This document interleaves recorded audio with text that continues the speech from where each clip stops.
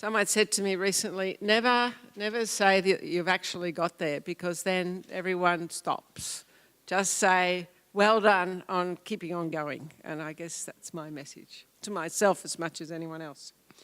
This afternoon, and I know it's Friday afternoon, so we won't make this longer than it needs to be, but I think it's really important, and my own work in Southeast Asia has reinforced this with me. Australians aren't always very good at this, to actually finish events properly, bring them to a conclusion and to summarise things well, and to be very clear about where you're going in the next steps. So that's the purpose of this afternoon. Over the next, I think, how long have we got? An hour? About an hour, if we need, I guess. And up here I've got my team, really, core members of the team.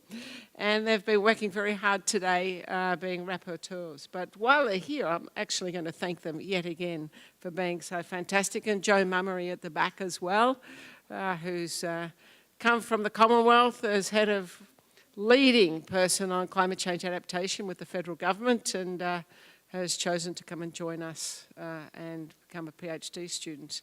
Come on the other side, which is fabulous for us.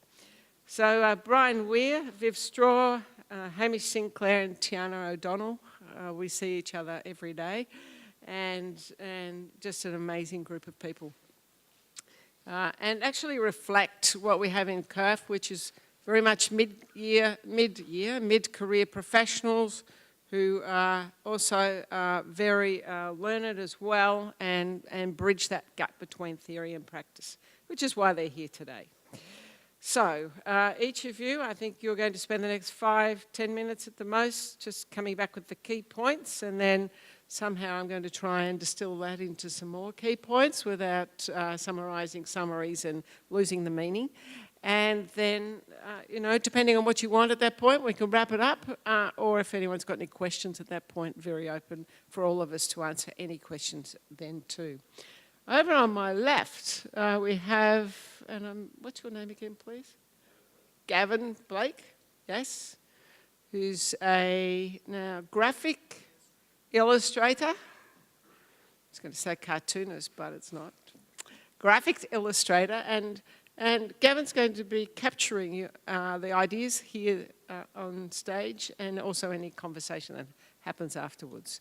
And that's going to be recorded as part of our proceedings. So he's just here for the next hour. So thank you for being here. But I understand you do a fantastic job, so looking forward to seeing what's there. So if you get a bit sick of what's happening here, you can go and have a look over there. All right. You shouldn't. No, I know. But it's been a long day, I suspect. All right, I don't mind how we do this. Brian, would you like to start? Sure. Thanks, Barbara, and I was rapporteur for the session on community health and wellbeing for Canberra and the region. Professor Helen Berry was our guest overview speaker and provided a lot of interesting information about the work she's been doing, her and her team, on this issue. And I know Helen, and I knew a little bit about her work, but in about 15 minutes she gave up what I thought was a terrific overview of that. We were ably chaired by Anthony Burton from the Heart Foundation, who made us stand up a couple of times, particularly at the end when we were reporting. We had to stand up and move around, which is a great thing for our hearts, I'm sure. Helen really focused us in on 3 questions, but they're all subsets of one key idea or one key question, which is what can we do for different people and places in Canberra and region in terms of living well? And there were 3 parts to that, and cleverly Anthony broke us into 3 groups to each tackle one of those. So the first was, when and how do places support or undermine Canberra in that sense of developing the good life or well-being? And there were a number of sub-questions. I guess the thing I got out of it was there was some geography involved. There was some infrastructure involved, so some physical stuff, some tangible stuff, but a lot of it was intangible. It was about our feelings about places, it was a sense of place. It was, how do we interact with the place, how do we interact with others in that place? So, connections, effective across family, community and workplaces. How do we achieve that? Perhaps through neighbourhood plans, perhaps using existing and working for the development of further neighbourhood infrastructure. There was some comment around that too over ageing. How does ageing change our interaction with those things? Do our needs as they change make us more or less interested in particular things?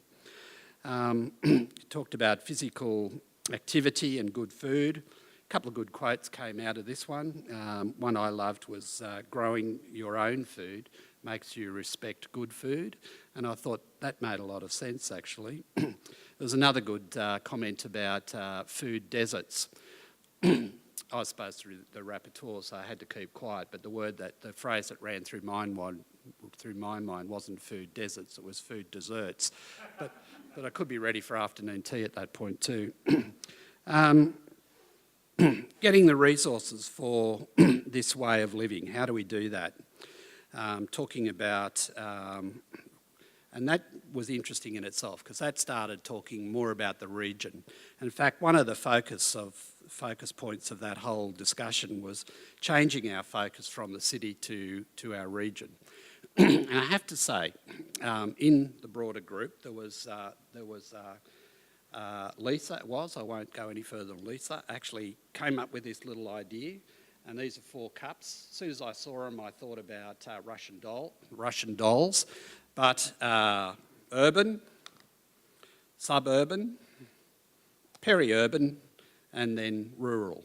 How do they actually fit together? How do they connect? How do they interact? The second element we talked about they talked about and I listened to, was how can we build great places to live in Canberra and the region? So we talked about planning, we talked about services. Once again, this idea about diversity came up, particularly in terms of intergenerational issues, physical infrastructure, soft infrastructure and so on.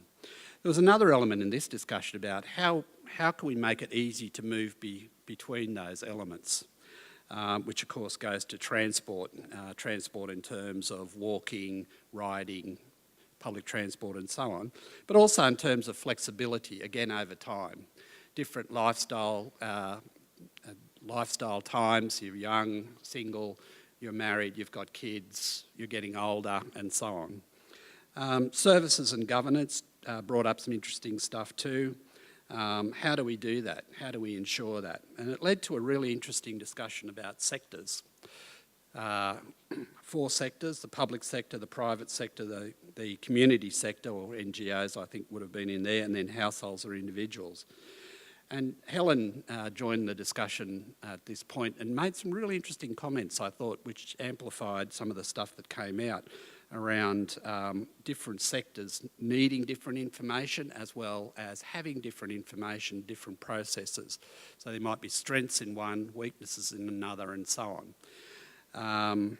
We talked about how do these sectors collaborate, and both a good thing and a less good thing or a challenging thing might be different processes or different content in different sectors which might make it easy to connect with other sectors or harder.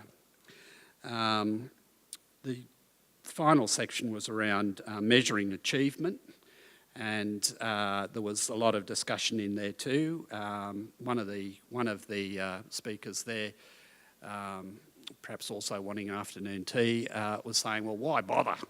Why do we need to measure things? And it's sort of a good question really, because why do we need to do this stuff, and how will it be used so that it makes makes the effort of collecting it valuable? How can we do that? There was a lot of discussion about how hard that can be, some discussion around the differences between quantitative and qualitative measurements. What are they best or least good for? There was talk about, again, within the sectors, how can different sectors collaborate in terms of their information needs, but also what they have to offer. And finally, sourcing reliable performance indicators. And it came down to another good quote about the need for meaningful and reliable data. And that might be comprising not only the right information, but enough context to make sense of it.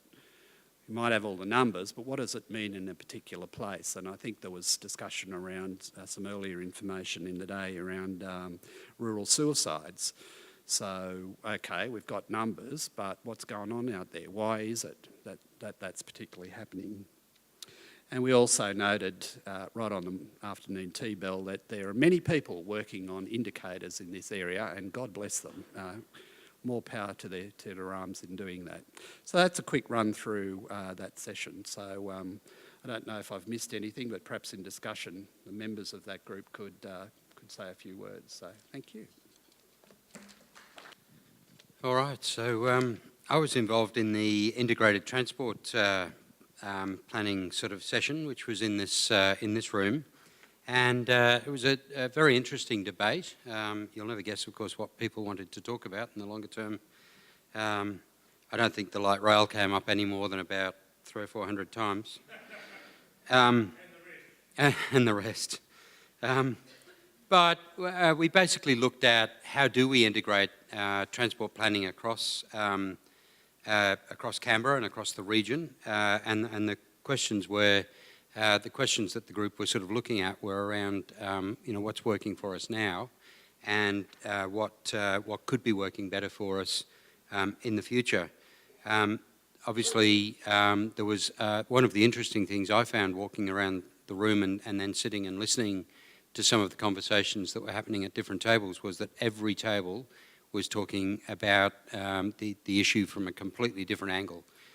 So it was very interesting to sort of sit down and listen and realise that everybody's coming at this with a completely different set of perspectives. So that was very interesting. Some of the top sort of issues that came out, and some of the main things that can we adjust that? We can. Some of the main things that people brought up were things like public transport needs to think a lot more around the city about frequency and reliability. Needs to be much more integrated with land use planning, not just integrated with other transport systems, but integrated with transport planning. And we need to be thinking about what will happen with not just moving from cars to electric cars, for instance, for people, but also what will happen when people start thinking a lot more about shared cars around the city, and what will happen when people start thinking about their whole transport solutions differently. Another table talked about integrating New South Wales with the ACT on a transport basis. So basically, transport planners, transport providers seem to be acting as if the boundary is a realistic, a hard boundary, and it shouldn't be like that. It should be very different. And also, a number of people thought that it's very important for transport systems to be affordable and accessible. So whatever transport system you have, there are always large groups of people who are disenfranchised. Whichever way you go in designing a transport system, it will disenfranchise somebody else. And the issue of, well, do you not do something because it will disenfranchise something else was discussed in a lot of detail, but people sort of came to a conclusion that no, you have to do something at one of the tables. So we have to deal with that and then work out how you deal with the disenfranchising.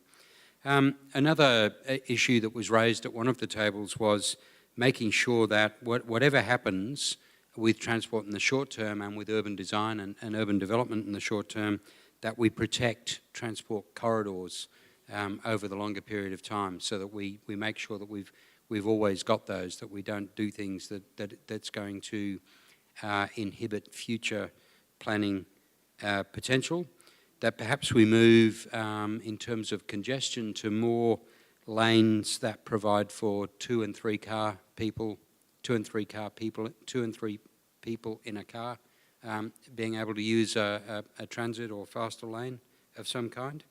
And then the question that was discussed at 3 or 4 of the tables was, is corridor development some kind of an answer, or is there some other way of dealing with it? And later on we had questions about, should we be in fact thinking about moving services around and rethinking doing the city in a different format rather than just thinking about linking current parts of the city together.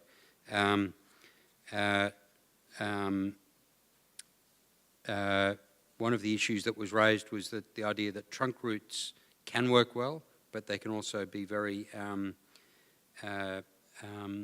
very harmful to the development of new suburbs. We need to think a lot more about buses from around the region into Canberra. The comment was made that school children do quite well, but other people don't necessarily have access to buses from out of the region into and out of and around Canberra. And maybe there needs to be special buses for things like hospitals. Bike paths we do quite well with in Canberra, but do we connect our bike paths elsewhere? And there is a lot of work to be done around bike paths. And as sort of electric scooters and stuff, which Barbara rides to work on, you know, is that going to change the way we think about the role of bike paths and the role of alternative sort of transport systems around the city? The comment was raised that perhaps the price signal that's been sent around the parliamentary triangle is actually working and is having an impact, and more people, as a result of the car parking price, are actually starting to think about and use other forms of transport or share cars and stuff. And it's important to encourage people to live in walkable areas. So another table basically said, look, there is no single solution for our transport system. It will be a matter of us thinking through a whole range of solutions, and we have to work through those. There may be too much emphasis on cost-benefit analysis in thinking about light rail and things like that, and that maybe we should be thinking of our transport system more, developing our transport system more as an art or a design process over time. And we need to find drivers for getting people onto public transport.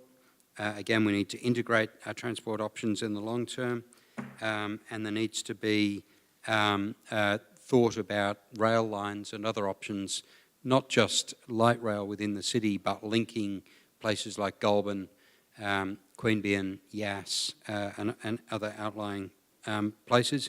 And our transport system should be thinking more about an anywhere-to-anywhere transport system rather than borders and grids and so on, and treat Queanbeyan as if it's an integral part of the ACT, and also developing smart work centres in the city and in the regions. So that was kind of the a summary of what the tables sort of thought about, and then we had the opportunity to have a sort of a very quick questions and answers around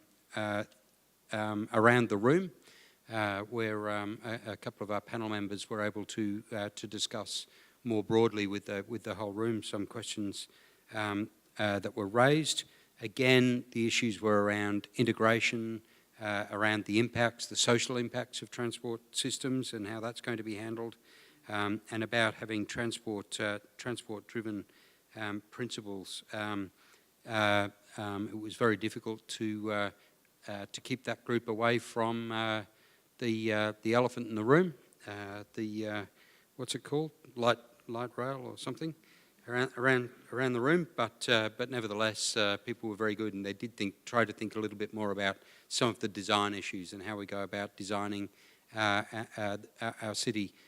One of the comments that was made was, in fact, that probably the city has been designed to work fairly well in terms of a multinodal sort of city, and we should work a little bit more on rebuilding or strengthening the system that we've got, rather than trying to redesign it and come up with something new and something different. So from the integrated transport room, that was basically the train of thought that was there. So the session that I was responsible for was the renewable energies. Oh, thank you, Viv.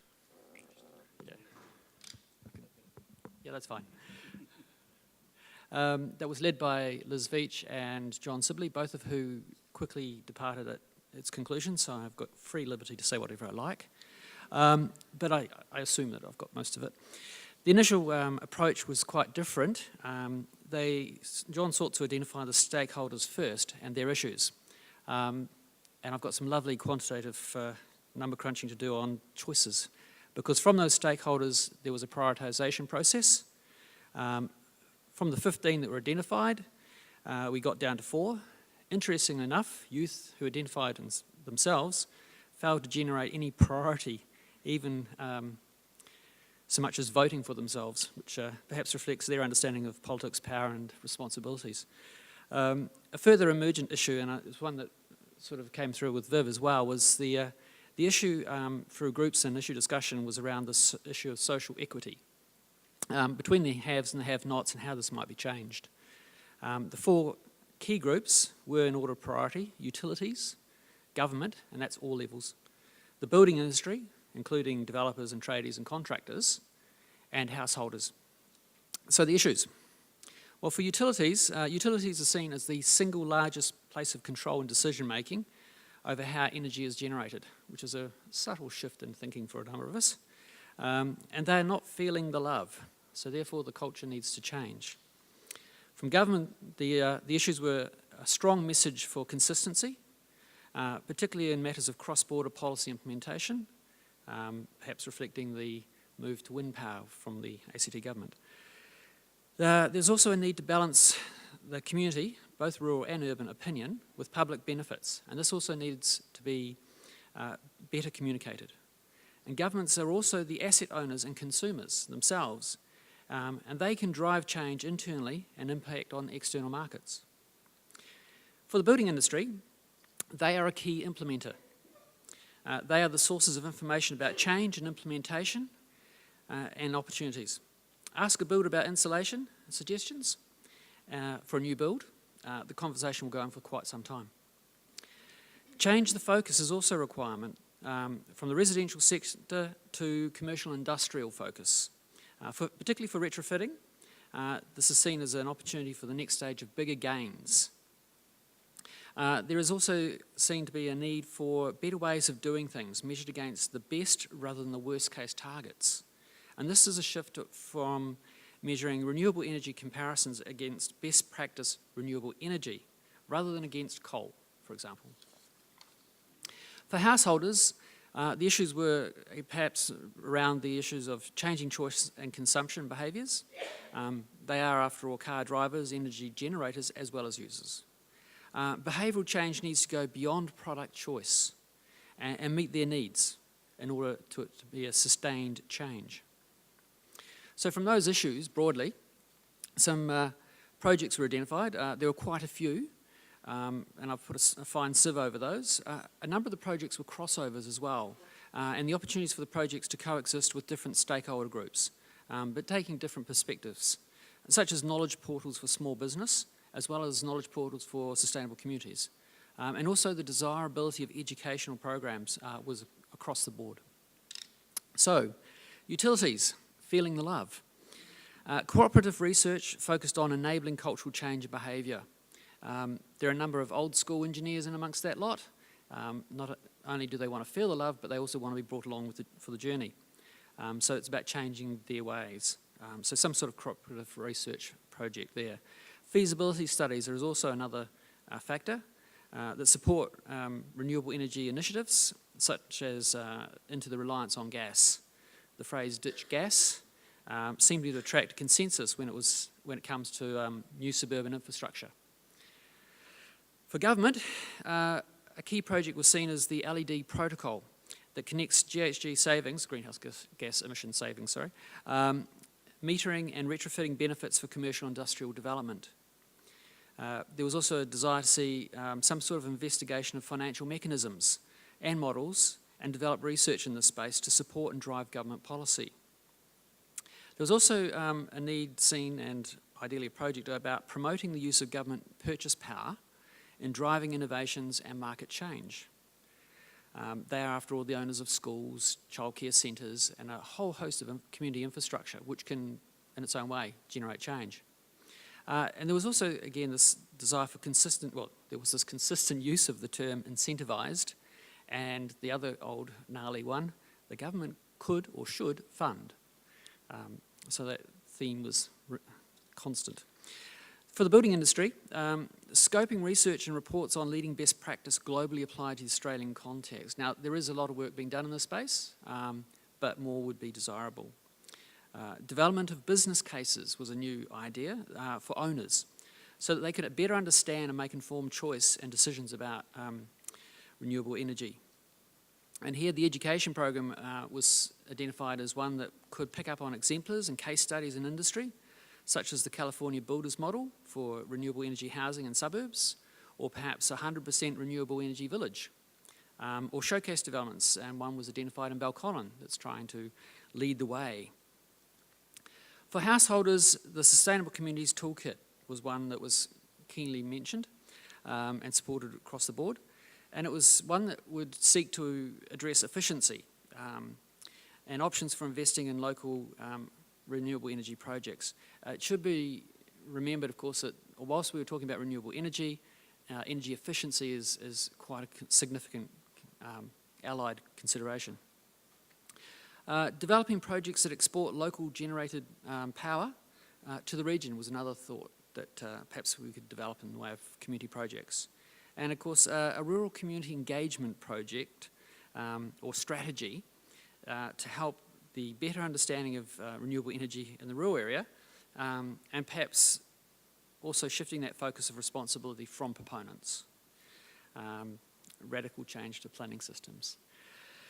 Development of shared community benefit models was another, and it's already got some legs. I understand, or at least it was raised that New South Wales is perhaps leading the charge on this one, but certainly a shared community benefit model for major renewable energy projects is another one that could be developed, or at least some research around that.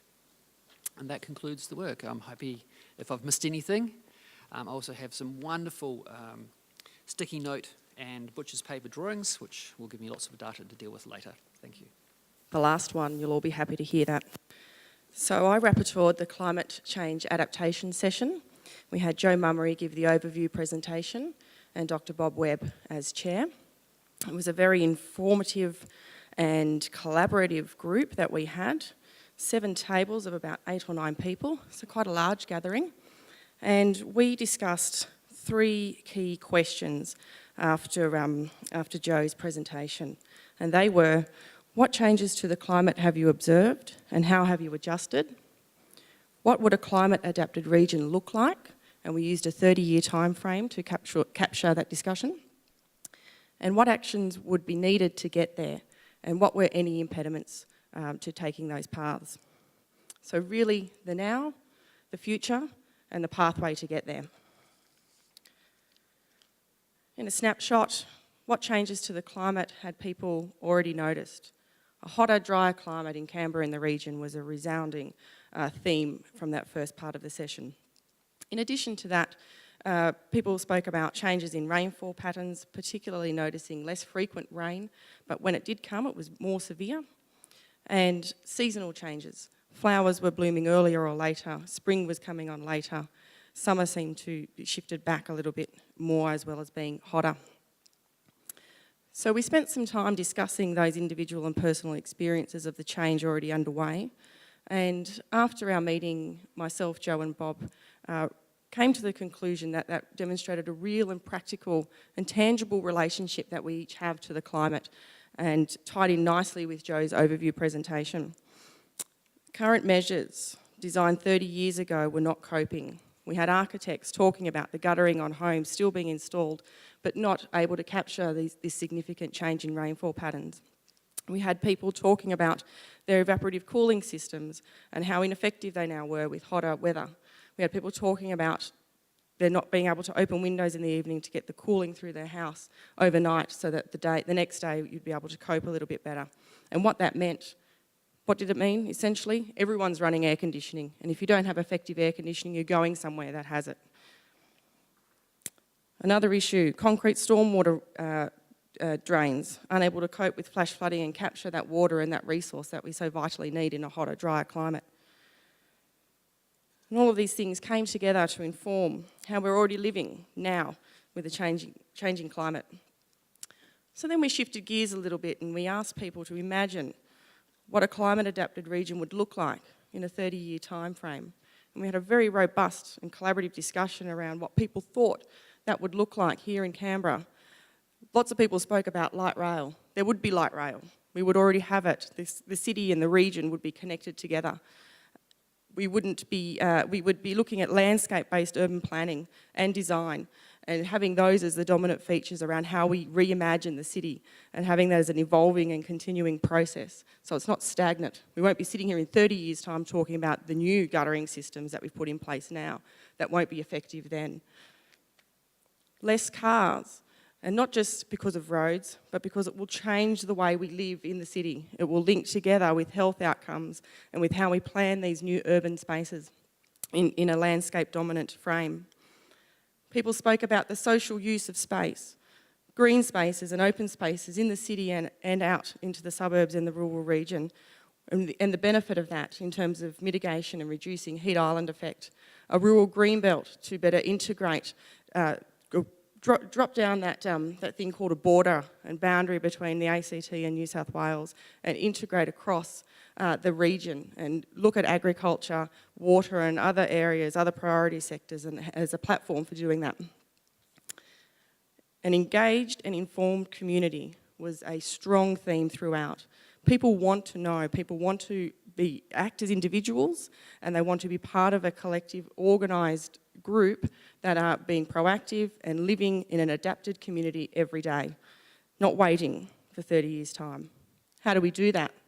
A regulatory framework was a feature that came up, but not just any old regulatory framework, one that was coherent and collaborative, one that crossed institutional boundaries and enlivened governance relationships to really move forward on the front foot. And a greener economy, how we can draw on things like the renewable energy discussion and those ideas that have come from that into moving forward into the future. And that fed nicely into some differences in the discussion around broader sustainability issues regarding growth and how we grow as a population and how we grow in a sustainable way in a consumerist culture. Then we move to our third part. What's the path? How are we going to achieve these great ideas and these great visions? What actions are needed to get there? And are there any impediments? There was lots of discussion on this point. I've narrowed it down to 5 key action examples. The first one is improve institutional settings across the community sector, across government and across industry to enhance collaboration. Secondly, leadership by all, and by that we mean everybody, everyone in this room, representing all the diverse backgrounds that you come from, the community, industry, business, academia, government and beyond. And not just in those silos, but across the region, across boundaries, nationally and internationally. We need bipartisan political leadership as a critical issue to ensure long-term stability and efficiencies, continuing engagement from the community so that we don't lose momentum. The third action, planning and design of Canberra and the region that integrates how we live in the next 30 years. We need to have at the forefront of our mind how we imagine the city and what that's going to mean in 10 and 20 and 30 years' time. And that's not a stagnant process. That's something that is continually evolving and requires discussions like this to keep it alive. What will density look like? Do we need medium density, and what's the impact of that? What about green space, etc.? The fourth point, leveraging the inputs of business and individuals who are already in this space, engaged in this space. And by businesses we mean big business as well as small business, banks, the insurance sector and others. And finally, through clearer engagement and education, we're really looking for a lifestyle transformation. This includes health, consumption, how we care for the environment and how we live in that environment. And one other final point that came up, which was very interesting, was the utilisation of social media to be able to bridge these gaps, these communication gaps that seem to exist. And we can, taken together, we think that that's a good pathway forward. Thank you. Thank you. And you can see what a professional team I have the pleasure of working with. So thank you. All right, maybe any questions at this point before I attempt some kind of summary anyway? Yes, please.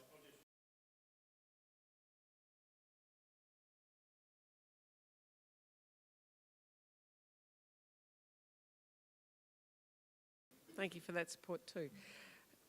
Anyway, I know there's a couple of people here. Certainly I've got the current president of the ACT Planning Institute and the immediate past president of the Planning Institute up here. You might like to say a couple of words, because also the professional organisations, I think, have quite a significant role.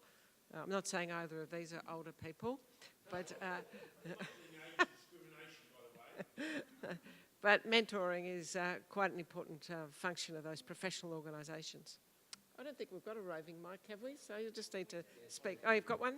Good. If you can just share that between you. Yeah, I think it is very important that we engage with younger people. We certainly, obviously, at a university, we spend a lot of time with people who've got an interest in planning for the future and so on. There is a very important role for mentoring. We try to engage, even at my age. I may not look like I've got silver hair because I shave it all off, but just to make you think I'm younger than I look.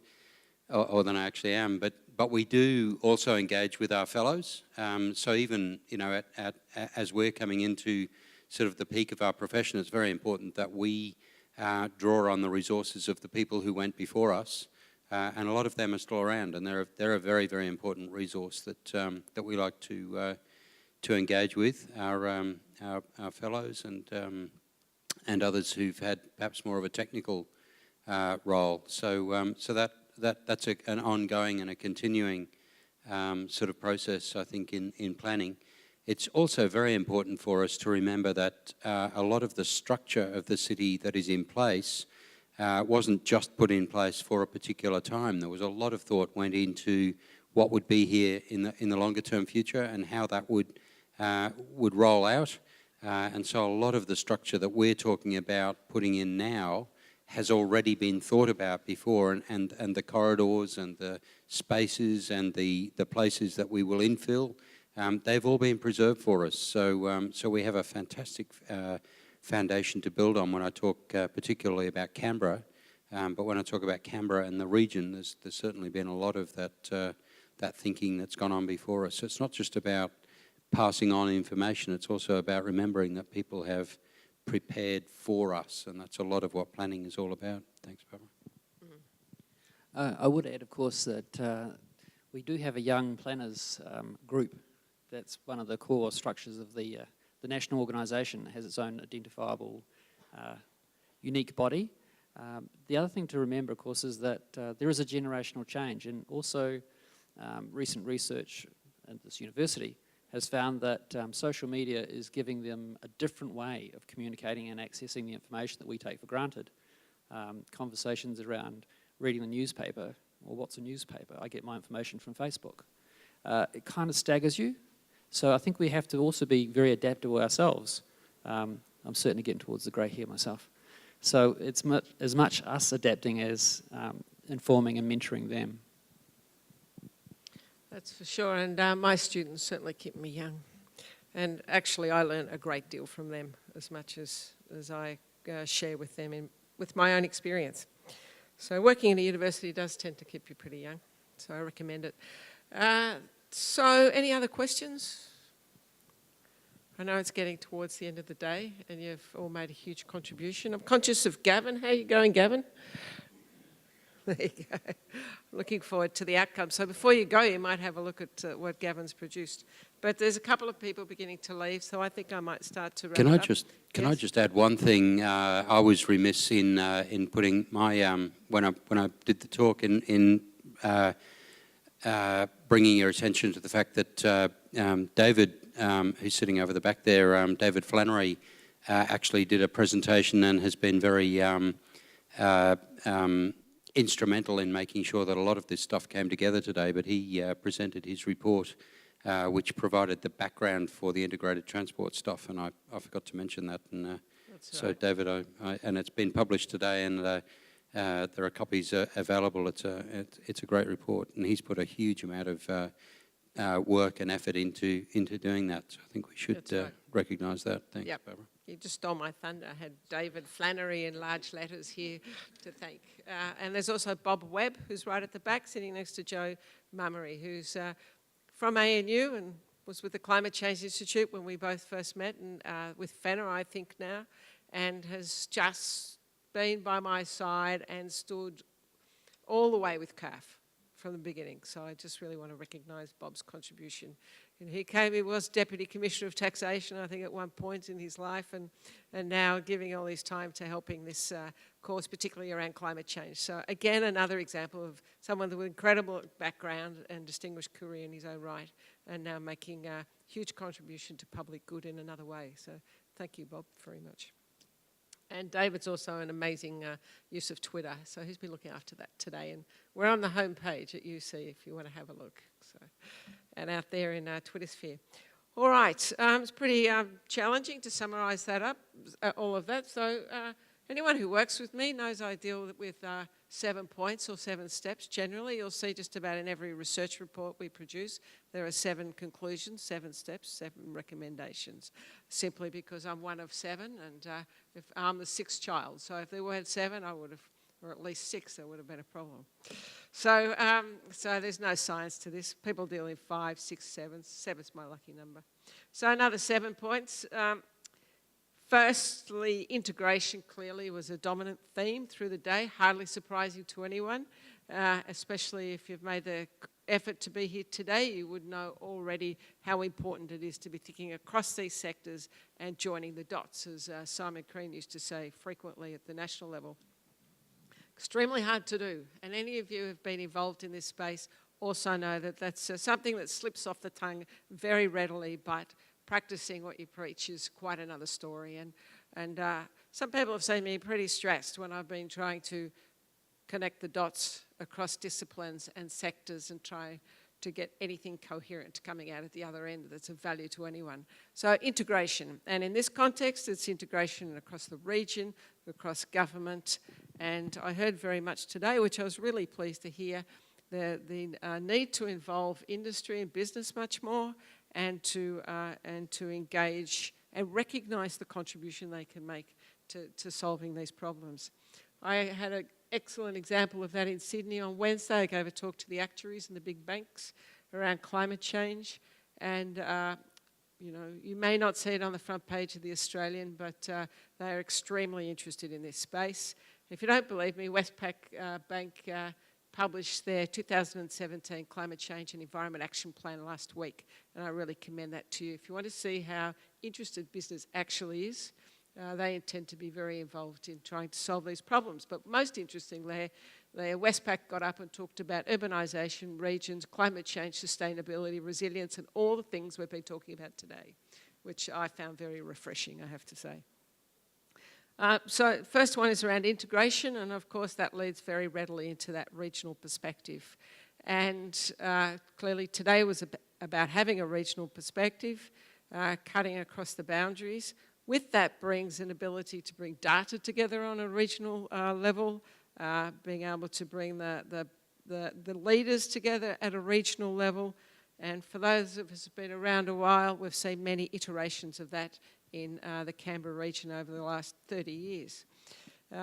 However, I do think that globally and as well as here, there's a recognition that the regional level is where we can start to address some of these more complex issues, bigger than the local, but still close enough to the people. And so I think it won't go away, but I think more and more, as I've seen today, a call for that from different sectors and very much from the ground up as opposed to being imposed from the top down. The third is around evidence-based policy, and you know, everyone from when Terry Moran was head of Prime Minister and Cabinet right through to us who are trying to solve the problems on the ground. Evidence-based policy has been the rhetoric for the last 5 years at least, or longer. But what's coming with that is what came through today is a demand for new tools about how we plan for the future, that no longer can we rely on historical data to be able to do our planning, historical data alone anyway, and we're starting to use tools like scenario planning, and that came through a number of the conversations. And I can't read my notes here. I see scenario planning, other tools. I actually connected with that was the issue around youth and young people. That if we're developing evidence-based policy, then not just the different sectors, but the different age demographics, and young people must be involved, and I would be the first to agree with that. Different perspectives, again, one of those things that's easy to say, but much harder to appreciate. But today, as I moved around, there were different conversations happening at different tables. And so we were practicing what we preach a bit today, and I found that really heartening. The other dimension that came through was the temporal dimension. We're dealing with one of time. We're talking about 2050 or 2030, 2020, back to today. So it's not just about different dimensions now, but different dimensions now and in the future. And that approach that one of the groups that I think Tiana was talking about, what will a climate adapted community, for example, look like in 2030 or 2050, is a good example of that. The fifth that I picked up was around utilities and infrastructure. And I think we're only just beginning to tackle this issue nationally, actually, but also locally. There's a fairly conservative industry, and there's need for cultural change there. There's need for more innovation in terms of testing out new technologies, and renewable energy would be a good example. And then the phrase that I heard coming through was that whole notion of shared community benefits, which I think Hamish was emphasising from that discussion. I think we've only just started to explore this area, and it will take some shift, although we are seeing some signs from some of the big companies in Australia, and it may be reflected here too. The sixth was the role of open space, and that was not new in Canberra. We get pretty excited around open space in this place, and rightly so. It's something that we value and treasure. But the importance of protecting transport corridors with our open space, or the broader issue of green infrastructure, I've probably added to the discussion, extended that a bit myself. But I think it's really if you think about what we talked about, we actually need that space to be able to have renewable energy, whether it's appropriately located solar farms, whether it's retrofitting existing utilities, energy efficiencies, whole range of things. We will need that open space for what we call green infrastructure or rapid transport corridors. Which leads quite nicely into the last point, which is all around connections. And a lot about today was about connections, and in fact connections was in the title of today's forum. So I guess it's probably a reasonable way to conclude today's discussion. So very much we're about connecting leading research with leading practice, but then if we think about today's discussions, it's whether it's in the transport sector, connecting government, connecting community involvement, or I probably would summarise it as accessibility all round. How do we create those connections?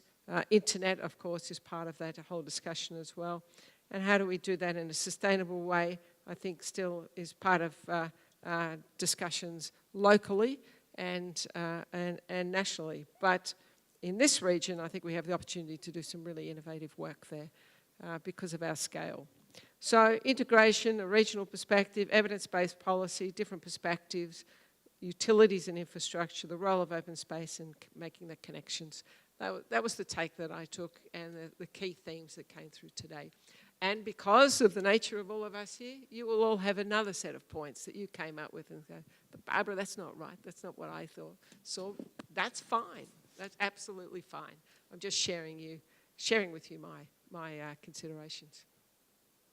I think it's now time for me to draw proceedings to a close, to thank you all for being here at 20 to 5 on a Friday afternoon, and that for me is a huge commitment, And anyone who works with me knows it's quite hard to make me sit down for 5 minutes, let alone have sit down for a whole day. So thank you for doing that. And sharing your ideas and being generous enough with your time, because time is so valuable in making that commitment. Can I thank the team again once more? David Flannery at the back, Joe Mummery, Tiana here particularly, Tiana works with me 4 days a week, and it just works like a Trojan, and has a family life as well, so that's fine too. We do have family work balance here. We hope to practice it anyway. And so she's just been amazing, and as well as being an accomplished lawyer and many other things. So just to thank all of you, and Brian was a co-convener, and Gavin, how are you going? And our photographer, of course, thank you.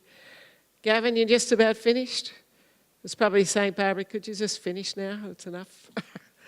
And once again, and this morning, I just thought it was wonderful to have such strong support from the Minister and the Vice-Chancellor. It bodes well for our future. So really love to see you here next year. And of course, all of our CURF activities will just get stronger and stronger, and we will be circulating these proceedings in a form that hopefully is very valuable to you for the organisations that you work with. So you've actually got something useful at the end of the day. So enjoy the weekend and travel safely. Thank you.